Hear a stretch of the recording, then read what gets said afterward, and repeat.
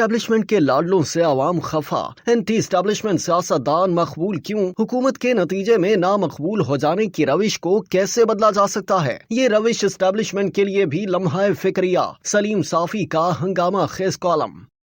Senior صحافی اور تجزیہ نگار سلیم صافی اپنے کالم میں نئی حکومت کے حوالے سے تجزیہ پیش کرتے ہوئے لکھتے ہیں کہ پاکستان میں حکومت کے ساتھ یہ بات وابستہ کر لی گئی ہے کہ اسے چلانے والا عوام میں غیر مقبول اور اپوزیشن والا لازماً مقبول ہوتا جائے گا۔ ایسا ہوا بھی، کیونکہ جب تک پی ٹی آئی حکومت میں تھی تو اس کے وابستگان کے وارے نیارے تھے، لیکن عوام میں وہ غیر مقبول ہوتی جا رہی تھی۔ اس دوران جتنے بھی ضمنی الیکشن ہوئے وہ پی ٹی آئی ہارتی رہی۔ تب مسلم لیگ نون اور جے یو آئی جیسی جماعتوں کی مقبولیت میں اضافہ ہوتا جا رہا تھا۔ پھر جب پی ڈی ایم کی حکومت بنی تو اس کی مقبولیت زمین بوس ہونے لگی اور زیر اطاعت بن جانے والی جماعت پی ٹی آئی کی مقبولیت بڑھنے لگی۔ 2 سال قبل تک جب پی ٹی آئی اسٹیبلشمنٹ کی لاڈلی تھی تو وہ مزوں میں تھی، لیکن عوام کی نظروں میں گر رہی تھی، جبکہ نواز شریف مقبول ہوتے جا رہے تھے۔ اب جب مسلم لیگ نون، پیپلز پارٹی اور جے یو آئی کے بارے میں یہ تاثر عام ہوا کہ وہ اسٹیبلشمنٹ کی لاڈلی ہیں تو عوام اس سے دور ہونے لگے۔ یہ روش خود اسٹیبلشمنٹ کے لیے بھی لمحہ فکریہ ہے اور اسے اپنا محاسبہ کر کے سوچنا چاہیے کہ کیوں اس کے محبوب لوگوں کی نظروں میں مغضوب بن جاتے ہیں۔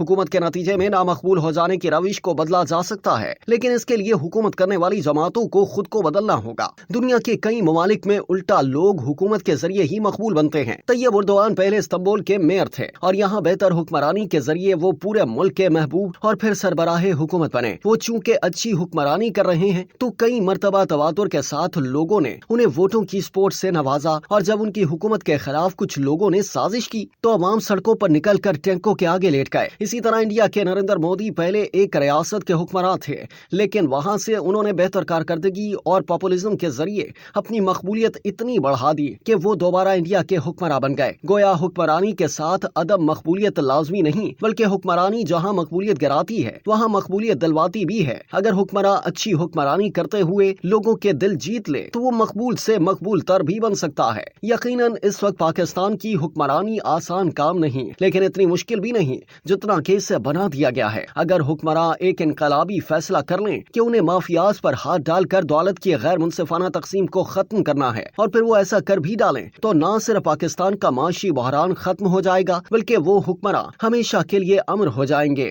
آئی ایم ایف ہم سے یہ نہیں کہتا کہ تم بجلی، گیس اور تیل مہنگا کرو۔ اس کا مطالبہ صرف یہ ہے کہ اپنی آمدنی بڑھاؤ، اور چونکہ آئی ایم ایف جانتا ہے کہ پاکستانی حکمراں ڈائریکٹ ٹیکسیشن کر کے بڑے بڑے مافیاز پر ہاتھ نہیں ڈال سکتے، اس لیے وہ حکومتوں سے انڈائریکٹ ٹیکسیشن کرواتا ہے، جس کی وجہ سے عام آدمی حکومت سے بدل ہوتا ہے۔ شہباز شریف حکومت کو یہ بات یاد رکھنی چاہیے کہ اس وقت مہنگائی اپنے عروج پر ہے۔ غریب تو کیا، مڈل کلاس لوگوں کا جینا بھی حرام ہو گیا ہے۔ وہ بجلی، گیس اور تیل کی قیمتوں میں مزید اضافے کو برداشت نہیں کر سکتے۔ اگر اس حکومت نے بوجھ امیر طبقات کی طرف منتقل کر کے معیشت کو سنبھالا دیا اور پرائیویٹائزیشن اور سرمایہ کاری میں اضافے جیسے اقدامات میں کامیاب ہوئی تو پھر یہ بطور مقبول جماعت امر ہو جائے گی، لیکن اگر ایسا کرنے میں ناکام رہی اور حسب سابق قرضوں اور غریبوں پر مزید بوجھ ڈالنے سے کام چلاتی رہی تو پھر کوئی مسلم لیگ نون کا نام لیوا نہیں رہے گا۔ انقلابی فیصلے کرنے کے لیے بیوروکریسی سے بھی کام لینے کی ضرورت ہے، کیونکہ موجودہ بیوروکریسی گروپنگ کی شکار نااہل اور کرپٹ بن چکی ہے۔ ان بیوروکریٹس کی اکثریت کام کرنے کی بجائے کام نہ کرنے کو اپنی ڈیوٹی سمجھنے لگی ہے۔ اسی طرح جو سرمایہ کار باہر بھاگ گیا ہے یا بھاگ رہا ہے اسے بھی یقین دلا کر ملک کے اندر لانا ہوگا۔